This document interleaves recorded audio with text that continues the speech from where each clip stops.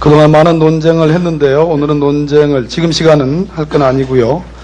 일종의 박근혜 정부 최경환 부총리 경제정책의 본질과 실패에 대해서 제가 리포트를 만들었습니다. 한번 들어보시고 두 가지입니다. 첫째는 710조에 이르는 대재벌 기업의 사내유보금을 바로 청년 일자리로 연결할 방법이 없는지, 두 번째는 대기업 중심의 지금 외국 납부 세액 공제를 해주고 있는데요.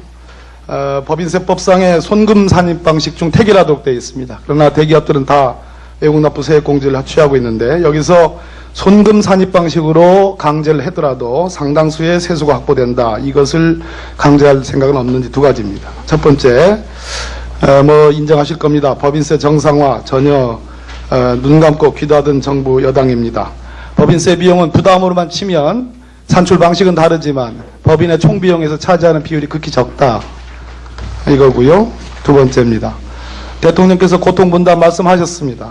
그러나 재벌개혁은 여전히 빠져 있습니다. 노동, 교육, 금융, 공공개혁만 말씀하십니다. 노동 대타협했다고 합니다. 그 내용이 무엇이든지 간에 어쨌든 노동자들의 양보의 결과입니다. 고통분담에서 대기업은 빠져 있습니다. 각종 세액공제 감면 현황을 보더라도 전체 법인의 전체 기업의 52.3% 무려 4조 8,715억 원이 재벌기업 5천억 초과 재벌기업에게 비과세 감면 각종 공제로 혜택을 주고 있습니다. 이명박 정부에서 2008년에 법인세 감세된 이후에 대기업의 그간의 행태를 보면 정부는 당연히 법인세를 감세해주면 국내 투자가 늘고 고용이 늘 것으로 기대했습니다. 그러나 대기업은 배신을 했습니다. 최근 한국 기업들의 국내 설비 투자액에 대한, 이건 조선비지의 보도 내용입니다. 해외 투자에 골몰했다. 삼성전자가 3년간 만든 일자리, 한국서는 2만 명인데 해외에서는 11만 명이다. 현대자동차는 해외에서 무려 3배 더 넘는 인원을 뽑았었다. 고용 창출은 대기업이 기여하고 있지 않다는 증거입니다. MB정부 법인세 감세 후에 최경환 부총리께서 누적된 사내유보금이라고 말씀하시지만 적어도 MB정부 법인세 감세 이후에 사내유보금은 급증했습니다. 30대 재벌 대기업 작년 기준 710조입니다. 사내유보금. 그중에 5대 재벌 기업이 주도했습니다. 500조가 넘습니다. 박근혜 정부 증세 없는 복지를 공언했습니다. 지금까지 증세 없는 복지를 통해서 공언해온 세수확충의 성과는 비과세 감면 정비 전가의 보도처럼 말씀하십니다. 2013년도 달성률 어떻게 됐든 간에 불과 1,000억, 2014년도 1.5조, 2015년도 3.9조입니다. 그러나 채 달성하지 못했습니다. 85%, 82%입니다. 누누이 여러 의원들이 지적했듯이 3년 연속 박근혜 정부 세수 결손, 재정 건전성을 극히 악화시키고 있습니다. 우측 하단에서 보시다시피 2013년도에는 8조 5천억의 세수 결손, 2014년도에는 10조 9천억의 세수 결손을 냈습니다. 보수 정부는 최소한 재정 건전성은 유지 확보할 것이라는 믿음을 여지없이 깬 겁니다. 서민 중산층만이 오로지 고통분담을 요구받고 있고 고통분담의 전선에 뛰어들고 있습니다. 담뱃값 인상을 통해서 금연율을 높이겠다 하는 정책 목표는 실패했습니다. 꼼수 정책 목표 세수 증가 이뤘습니다. 6천억 원 세수 증가했습니다. 보강그룹 편의점 운영하는 담뱃값 인상으로 인해서 무려 영업이익은 73% 늘어났습니다. 경찰의 범칙금 과태료 증가는 기하급수적입니다. 조단이라고 하는 통계도 있습니다. 자, 재벌기업이 쌓아놓고 있는 30대 사내 유보금 710조 이릅니다. 그 중에 1%만 풀면 7조. 월 200만 원으로 계산해서 청년 일자리 무려 30만 개가 가능하다는 계산, 단순 계산이 나옵니다. 사내유보금에 대해서 우리 최경환 부총리께서 자랑하시는 기업소득 환류세제 도입했지만 외국 투자자들, 주요 지배주주들, 대주주들에게 모두 배당으로만 돌아갔습니다. 임금은 인상되지 않았고 고용은 창출되지 않았습니다. 재벌 대기업의 실효세율은 보시다시피 보십시오. 저를 보지 마시고 이 앞에 그래프를 보십시오. 지난 법인세 감세 이후에 16.2%가 실효세율입니다.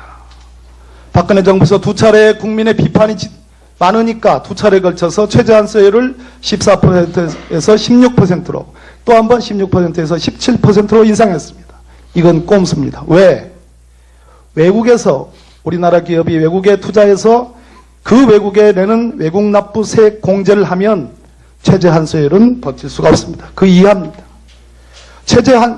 이러한 대기업의 재벌기업의 법인세 인하 감소폭은 중소기업보다도 중견기업보다도 큽니다. 가장 큰 혜택을 누리고 있습니다. 여쭙습니다. 두 가지입니다. 노동자들에게 임금 피크제를 요구하고 있습니다. 대충의 뭉뚱그린 그런 타협이 있다고 칩시다. 그렇게 해서 모 신문의 보도처럼 4년 동안 13만 개의 일자리가 있다고 칩시다. 사내유보금에 재벌 대기업의 700조가 넘는 사내유보금의 1%면 할애하면 30만 개의 일자리가 늘어납니다. 이것을 강제할 생각은 없으신지. 정세 아닙니다. 두 번째, 법인세법은 택일하도록 되어 있습니다. 외국납부세 공제를 하든지 아니면 손금 산입 방식으로 하든지 택일하도록 되어 있습니다. 약 10%의 기업이 손금 산입 방식을 채택합니다. 그러나 수출을 주로 하는 대기업, 재벌 대기업은 외국납부세 공제 방식을 따르고 있습니다. 손금 산입 방식으로 할 경우에 적어도 제가 계산해 보니까 2조 원 가까운 세수 창출이 가능합니다. 법인세법상 두 가지 중에 하나를 채택하라고 하고 있으니 손금 산입 방식도 합리적인 방식 중에 하나입니다. 이것을 정부가 강제할 생각은 없는지 이 두 가지 점에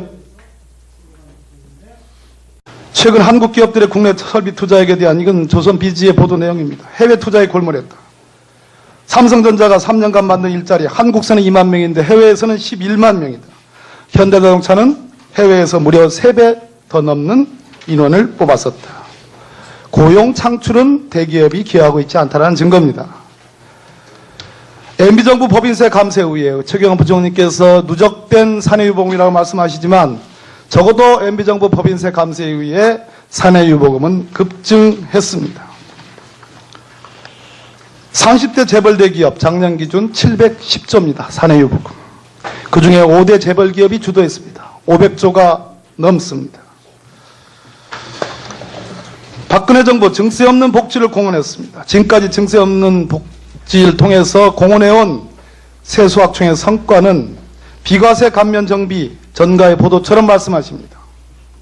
2013년도 달성률 그동안 많은 논쟁을 했는데요. 오늘은 논쟁을 지금 시간은 할 건 아니고요. 일종의 박근혜 정부 최경환 부총리 경제정책의 본질과 실패에 대해서 제가 리포트를 만들었습니다. 한번 들어보시고 두 가지입니다. 첫째는 710조에 이르는 대재벌 기업의 사내유보금을 바로 청년 일자리로 연결할 방법이 없는지, 두 번째는 대기업 중심의 지금 외국 납부세 공제를 해주고 있는데요.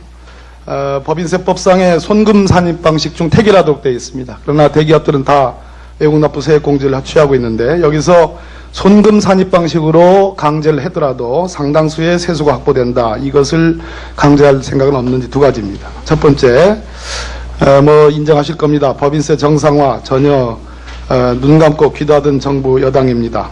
법인세 비용은 부담으로만 치면 산출 방식은 다르지만 법인의 총 비용에서 차지하는 비율이 극히 어떻게 됐든 간에 불과 1,000억, 2014년도 1.5조, 2015년도 3.9조입니다. 그러나 채 달성하지 못했습니다. 85%, 82%입니다. 누누이 여러 의원들이 지적했듯이 3년 연속 박근혜 정부 세수 결손, 재정 건전성을 극히 악화시키고 있습니다. 우측 하단에서 보시다시피 2013년도에는 8조 5천억의 세수 결손, 2014년도에는 10조 9천억의 세수 결손을 냈습니다. 보수 정부는 최소한 재정 건전성은 유지 확보할 것이라는 믿음을 여지없이 깬 겁니다. 서민 중산층만이 오로지 고통분담을 요구받고 있고 고통분담의 전선에 뛰어들고 있습니다. 담뱃값 인상을 통해서 금연율을 높이겠다 하는 정책 목표는 실패했습니다. 꼼수 정책 목표 세수 증가 이뤘습니다. 6천억 원 세수 증가했습니다.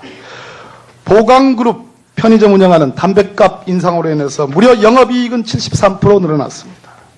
경찰의 범칙금 과태료 증가는 기하급수적입니다. 조단이라고 하는 통계도 있습니다. 자, 재벌기업이 쌓아놓고 있는 30대 사내 유보금 710조 이릅니다. 그 중에 1%만 풀면 7조. 월 200만 원으로 계산해서 청년 일자리 무려 30만 개가 가능하다는 계산, 단순 계산이 나옵니다. 사내 유보금에 대해서 우리 최경환 부총리께서 자랑하시는 기업소득 환류세제 도입했지만 외국 투자자들, 주요 지배주주들, 대주주들에게 모두 배당으로만 돌아갔습니다. 임금은 인상되지 않았고 고용은 창출되지 않았습니다. 재벌 대기업의 실효세율은 보십시오. 저를 보지 마시고 이 앞에 그래프를 보십시오. 지난 법인세 감세 이후에 16.2%가 실효세율입니다. 적다 이거고요. 두 번째입니다. 대통령께서 고통분담 말씀하셨습니다. 그러나 재벌개혁은 여전히 빠져 있습니다. 노동, 교육, 금융, 공공개혁만 말씀하십니다. 노동 대타협했다고 합니다. 그 내용이 무엇이든지 간에 어쨌든 노동자들의 양보의 결과입니다. 고통분담에서 대기업은 빠져 있습니다. 각종 세액공제 감면 현황을 보더라도 전체 법인의 전체 기업의 52.3% 무려 4조 8,715억 원이 재벌기업 5천억 초과 재벌기업에게 비과세 감면 각종 공제로 혜택을 주고 있습니다. 이명박 정부에서 2008년에 법인세 감세된 이후에 대기업의 그간의 행태를 보면 정부는 당연히 법인세를 감세해주면 국내 투자가 늘고 고용이 늘 것으로 기대했습니다. 그러나 대기업은 배신을 했습니다.